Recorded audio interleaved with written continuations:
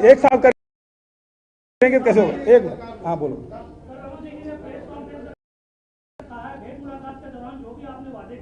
हाँ CT scan की machine लगाना मेडिकल कॉलेज में, हाँ और सुरभि से कुमार ओडिया और के बीच जो रास्ते बनने थे, ऐसे जी। उनका कहना है कि राज्य को लेकर आप विभावना के सरकार रखती एक चीज बताइए, 15 साल में सुर्गी रोड नहीं बना सके मुख्यमंत्री जी, पूर्व मुख्यमंत्री जी ने, है ना? आपको लाज नहीं आती है कहते हुए? 15 साल आपको मौका मिला, प्रमुख मार्ग नहीं बना पाए क्योंकि इधर वालों को मौका दो। एक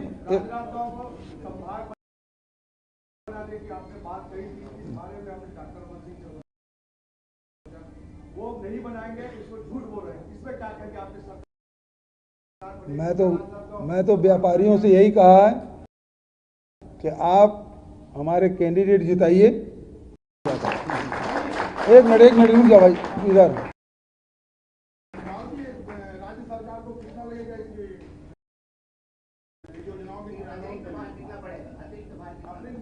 ये ये करीब ये है कि 9,000 करोड़, 9-10,000 करोड़ के आसपास पड़ेगा।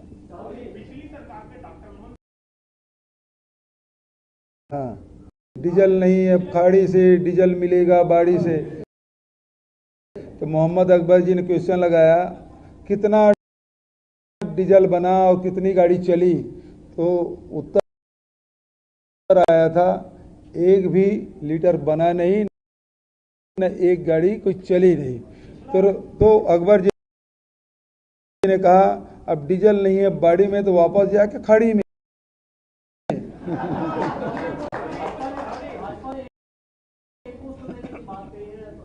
अब वो तो भाई भाजपा वाले देखिए यू टर्न ले लिए हैं। गारंटी किसका दी है? मोदी जी। बहुत महत्वपूर्ण उन्होंने कहा, उन्होंने गारंटी किसकी दी है?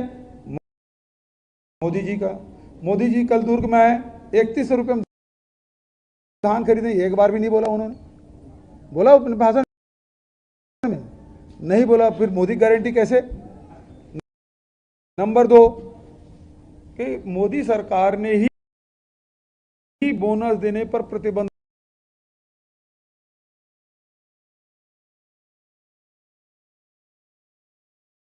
अब सवाल इस बात का है कि समर्थन मूल्य से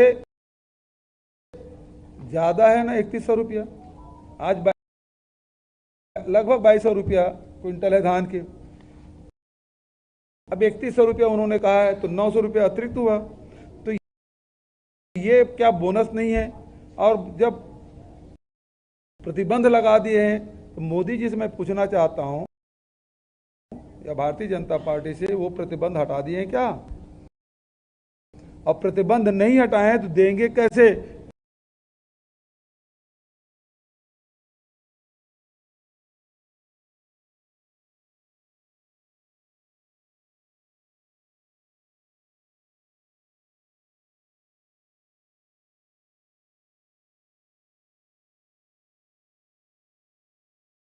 यू टर्न मारने वाली बात ये हो गई। दूसरा, वो कहते पंचायतों में नकदी वितरण होगा। एक तरफ कैशलेस की बात करते हैं प्रधानमंत्री जी, डायरेक्ट ट्रांसफर करने की बात करते हैं प्रधानमंत्री जी।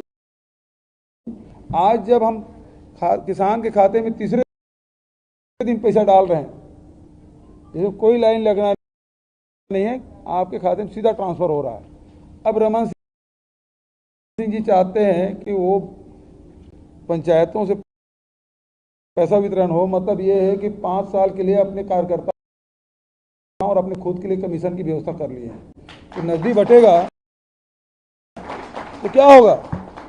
कमीशन खोरी होगी, मुझे पहले दो, मुझे पहले दो।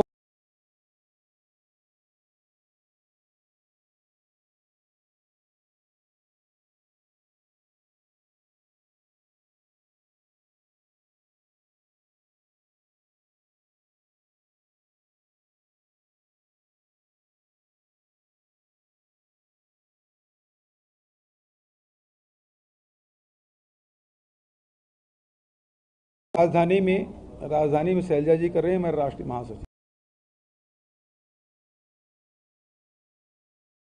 रायपुर में, अंबिकापुर में टी.एस. सिंहदेव जी कर रहे हैं। तो बिलासपुर में शायद मैं कंफर्म नहीं हूं, लेकिन महंत जी कर रहे हैं। अकबर साहब है वो कंवरधाम कर रहे हैं। तो अलग अलग, दीपक बैज जी जगदलपुर से कर रहे हैं।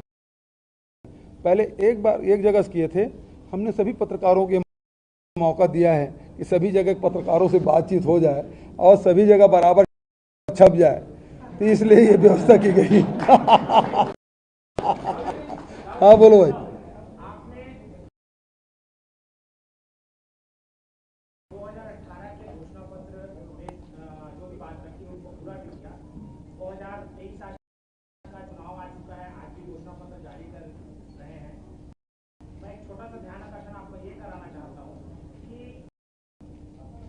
दोनों ही घोषणा पत्र में पत्रकारों के लिए कोई भी घोषणा नहीं की गई, और चूंकि राजनांदगांव से आपने पत्रकारों को एक बहुत अच्छी कॉलोनी भेज दी है ना, तो मैं चाहता हूं कि इस मंच से भी पत्रकारों के लिए भी कोई इस चुनाव में अच्छी घोषणा कर। देखिए, पत्रकारों के लिए जितना काम हमारे शासनकाल में हुआ, बजट में जितना हमने दी है, उसकी जानकारी आप लोगों को होगी, है ना।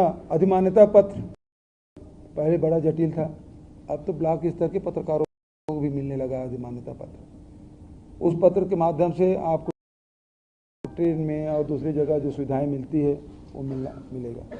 दूसरा, 60 साल से बढ़ा के हमने 62 साल कर दिया। पेंशन है 5,000 बढ़ा के 10,000 कर दिया। जो इलाज है पहले 50,000 था, उसको बढ़ा के 2 लाख कर दिया। और आपके यहाँ कॉलोनी बन गया। और मैं तो हर जगह पत्रकारों से बोलता हूँ, हमको भी ज़मीन चाहिए। मैं बोलता हूँ राजनांदगांव पत्रकारों से जाके संपर्क करो, वो कैसे ज़मीन हासिल किए, कैसे कॉलोनी बना रहे हैं। वो सभी पत्रकारों के लिए मैंने एक उदाहरण, मैं हर जगह जाता हूँ, कटघोरा भी जाता हूँ, या जसपुर भी जाता हूँ, या कोंटा, या फिर और कहीं भी जाता हूँ, तो उन पत्रकारों को बोलता हूँ कि आप राजनांदगांव पत्रकार साथियों से संपर्क करें और उसी प्रकार से आप जमीन आप प्राप्त करें। और भाई पत्रकार सुरक्षा कानून भी हमने, आप बोनस नहीं दोगे, केवल छत्तीसगढ़ के नहीं,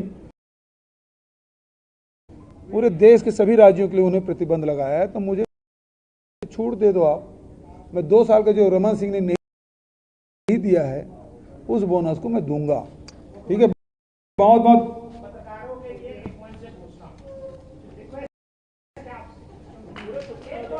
चलो, बहुत